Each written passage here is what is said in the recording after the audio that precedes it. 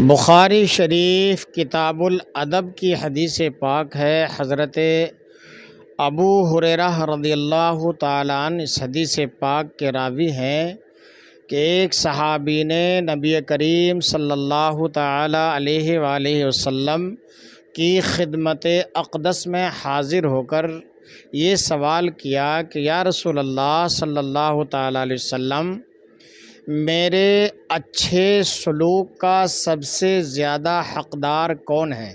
یعنی میں سب سے زیادہ کس کا حق ادا کروں؟ نبی کریم صلی اللہ تعالیٰ علیہ وسلم نے فرمایا تمہاری ماں ہے۔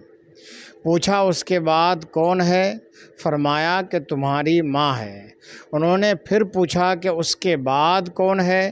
نبی کریم صلی اللہ تعالیٰ علیہ وآلہ وسلم نے ارشاد فرمایا کہ تمہاری ماں ہے۔ انہوں نے پوچھا کہ اس کے بعد کون ہے؟